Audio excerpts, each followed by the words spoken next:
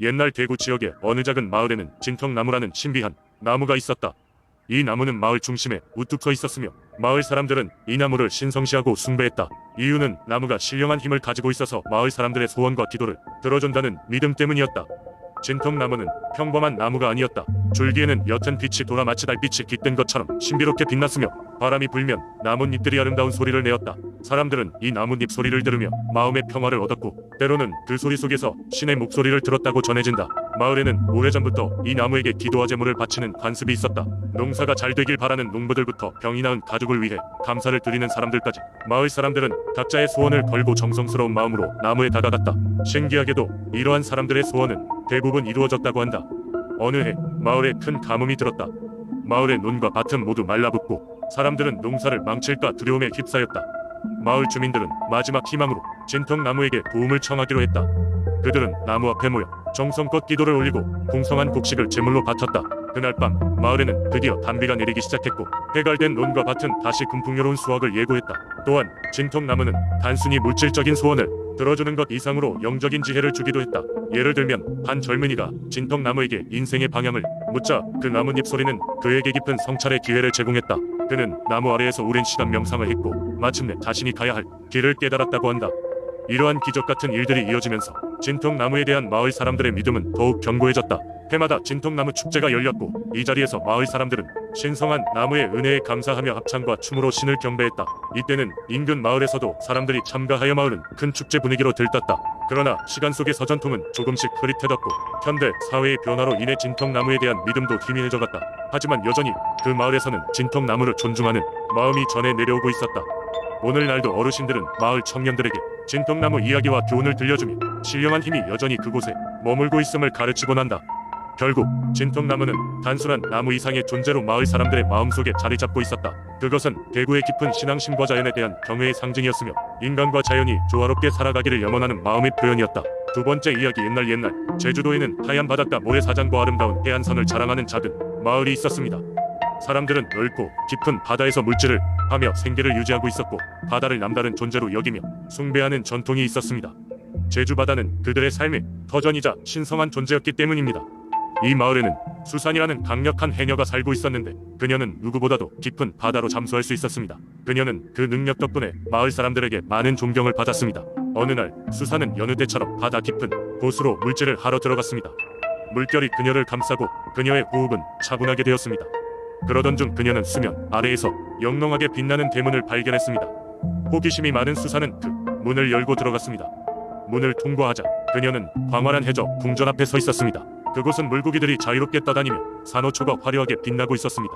수산은 이곳이 바다 용왕의 궁전임을 깨달았습니다. 그녀가 주변을 둘러보는 동안 바다 용왕의 딸이 나타났습니다.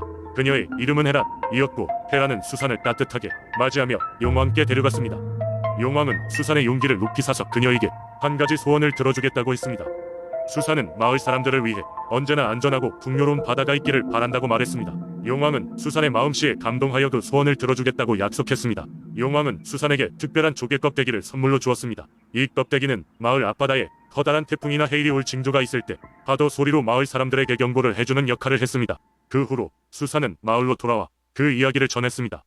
사람들은 그녀의 이야기와 용왕이 선물에 깊은 감사함을 느꼈고 바다를 더욱 소중히 여기게 되었습니다. 시간이 흘러도 그 조개 껍데기 덕분에 마을은 태풍과 해일의 피해를 크게 줄일 수 있었습니다. 마을 사람들은 꼬박꼬박 바다로 가서 제사를 드리며 용왕과 그의 딸 헤란에게 감사의 인사를 전했습니다. 그리고 이 전설은 제주의 민속신앙으로 많은 세대에 걸쳐 전해지게 되었습니다. 세 번째 이야기. 옛날 옛적 한국의 아름다운 해안가 마을 사천에는 용왕과 깊은 인연을 맺고 있는 한 소녀가 살고 있었습니다. 소녀의 이름은 은혜였고 그녀의 가족은 대대로 어부로서 살아왔습니다. 그러나 어느 날 바다의 변화무쌍한 날씨로 인해 마을 사람들은 물고기 대신 정적과 불안만을 얻고 있었습니다. 어느 날 은혜는 바닷가를 거닐다가 울다가 잠이 들었고 꿈속에서 한 장면을 보았습니다. 용왕이 나타나 은혜에게 말했습니다. 은혜야, 나의 왕국은 사람들의 간절함과 믿음에 많은 영향을 받는다네. 내가 나를 부르면 내가 이 불행을 제거하겠다네. 은혜는 깜짝 놀라 꿈에서 깨어났지만 용왕의 친절한 목소리와 그의 약속이 잊혀지지 않았습니다. 그날 이후 은혜는 옛날 할머니가 들려주셨던 용왕과 관계된 전설을 떠올리며 마을 사람들과 함께 용왕제를 준비하기로 했습니다. 마을 사람들은 고기와 곡식을 모아 알록달록하게 제단을 꾸미고 바닷가에 자리를 잡았습니다. 은혜는 혼자서 용왕께 드릴 노래를 준비하며 마음속에 용왕의 모습을 그렸습니다. 드디어 용왕제 날이 되었습니다. 마을 사람들은 모두 기대와 두려움을 안고 제단 앞에 모였습니다. 은혜는 조용히 제단 앞에 서서 용왕께 노래를 바쳤습니다. 그녀의 노래가 잔잔한 바다와 어울려 물결처럼 퍼지자 놀랍게도 바다는 은혜의 노래에 반응하기 시작했습니다. 물결은 점점 커지며 마치 누군가가 다가오는 것 같은 긴장감을 주었습니다. 그 순간 바다 한가운데에서 푸른 빛이 솟아올랐고 그 끝에는 힘차고 웅장한 용왕이 나타났습니다. 은혜와 마을 사람들은 두려움과 경이로움 속에 무릎을 꿇었습니다. 용왕은 부드러운 목소리로 은혜에게 말했죠. 너의 간절한 마음과 마을 사람들의 믿음에 감동하였노라. 이 바다에 다시 풍요로움을 선물하겠다. 용왕의 약속대로 그 이후로 바다는 풍요로웠고 마을은 평화롭게 물고기로 가득 찼습니다. 은혜의 노래는 마을 전설로 남아 사천의 모든 사람들에게 용왕과의 인연을 기억하게 했습니다. 그리하여 사천의 용왕제는 매년 바다의 풍요로움을 기원하며 개최되었고 사람들은 그날만큼은 바다에게 감사의 마음을 전하며 용왕에게 경배를 드렸습니다. 은혜는 할머니가 되어 손자 손녀들에게 직접 이 이야기를 들려주며 믿음과 간절함이 무엇보다 중요한 가치임을 가르치곤 했습니다. 네 번째 이야기. 옛날 옛적 청주의 산자락에 자리 잡은 작은 마을에 용연계곡이라는 신비로운 곳이 있었다. 이 계곡은 사계절 내내 맑은 물을 자랑했으며 그 물은 마을 사람들에게 없어서는 안 될 소중한 생명수였다. 사람들은 이 계곡의 물이 특별한 힘을 가지고 있다고 믿었으며 이에 따라 용연계곡에는 신성 한수호 신이 있다고 전해진다. 용연계곡에 대한 이야기는 마을의 오래된 노인들 사이에서 계속 전해졌다. 수백 년 전 이 계곡에는 용이 살았다고 한다. 이 용은 지혜로운 존재로서 사람들에게 많은 도움을 주었고 마을 사람들은 이를 기리기 위해 해마다 봄이 되면 용신제를 지냈다.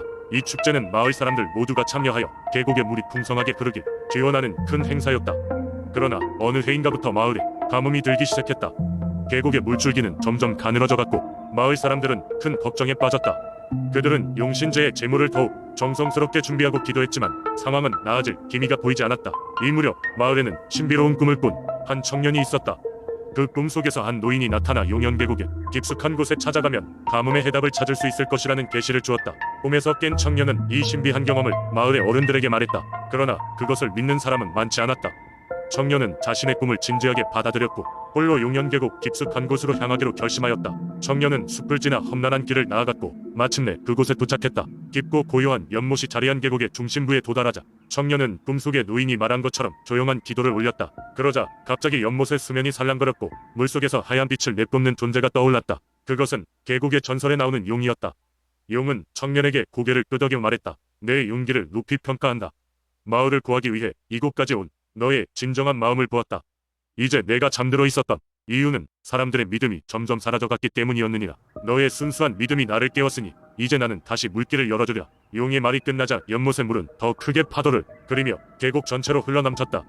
마을로 이어지던 물줄기는 예전처럼 굵직하게 회복되었고 가뭄으로 고생하던 땅은 다시금 생명을 되찾았다. 청년은 마을로 돌아가 기적 같은 일을 알렸고 마을 사람들은 다시금 용신제를 소중히 여기며 해마다 감사의 마음을 담았다. 이후로 청주는 다시는 가뭄으로 인한 고통을 겪지 않았다. 그리고 그 청년은 용연계곡의 전설을 이어나가는 중요한 인물로 남아 마을 사람들에게 용연계곡 수호신과의 인연을 전하며 존경받게 되었다. 오늘날까지도 청주의 용연계곡은 용이 전설과 함께 마을 사람들의 신앙심을 이어가고 있다. 다섯 번째 이야기. 옛날 옛적 전라남도 영암군의 한 마을에는 마을 사람들에게 신성하게 여겨지는 커다란 나무가 있었다. 이 나무는 마을 외곽 넓은 평지의 중심에 깊게 뿌리를 내리고 있었으며 신목이라 불리며 수많은 전설과 신비로운 이야기를 간직하고 있었다. 마을 사람들은 이 나무에 특별한 힘이 깃들어 있다고 믿었고 그 힘이 마을의 안녕과 번영을 가져다 준다고 여겼다. 수백 년 전 이 마을은 고난의 연속이었다. 끊임없는 가뭄과 흉작으로 인해 마을 사람들은 굶주림에 시달리고 있었다. 그때 어느 날 한 노인이 꿈속에서 이 신목을 찾아가라는 신령의 계시를 받았다. 신령은 꿈속에서 자신의 모습은 드러내지 않고 목소리만 들려주며 신목을 찾아 그 앞에서 간절히 기도하며 마을에 비를 내려주겠다는 약속을 했다. 노인은 잠에서 깨어나자마자 마을 사람들을 모아 자신의 꿈 이야기를 전했다. 의심하는 사람도 있었지만 희망의 불씨가 필요한 마을 사람들은 노인의 말을 믿기로 했다. 그래서 마을 사람들 모두 신목 앞으로 모였고 그 앞에서 두 손을 모으고 간절히 기도했다. 정성 어린 기도 소리가 신목 주위를 가득 채우자 갑자기 하늘이 어두워지더니 붉은 빗방울이 떨어지기 시작했다. 마을은 마침내 가뭄으로부터 해방될 수 있었고 이 일을 계기로 신목은 마을의 수호신으로 자리 잡았다. 그 후에도 마을에서는 매년 정해진 날에 이 신목 앞에서 제사를 지내며 풍년을 기원했다. 제사 때마다 백국식과 과일을 바치고 마을 사람들은 전통 복장을 입고 춤과 노래로 신령을 기쁘게 했다. 이러한 전통은 시간이 흘러도 변하지 않고 이어져 왔으며 마을에서는 신목의 품 안에서 아이들이 뛰어노는 모습을 보는 것이 익숙한 풍경이 되었다. 어느 해 마을에 이상한 소문이 돌았다. 바로 옆 마을에서 신목을 훼손하려는 자들이 몰래 이 나무의 나뭇가지를 가져가려고 한 것이다. 이들은 그 나뭇가지를 몰래 잘라가 실수를 저질렀고 그해 여름녘 마을에는 긴 장마가 이어져 큰 피해를 입었다. 그제서야 이웃 마을 사람들도 신목의 신비로운 힘을 인정하고 사과의 제사를 올렸다. 이와 같은 역사를 가진 영암의 신목은 단순한 나무 그 이상의 존재가 되어 마을 사람들에게 하늘과 소통할 수 있는 창구로 남아 있었다. 신목의 그늘 아래 모여드는 마을 사람들은 신령이 항상 그들을 지켜보고 있다는 믿음으로 오늘도 평화와 번영을 꿈꾸며 살아가고 있다.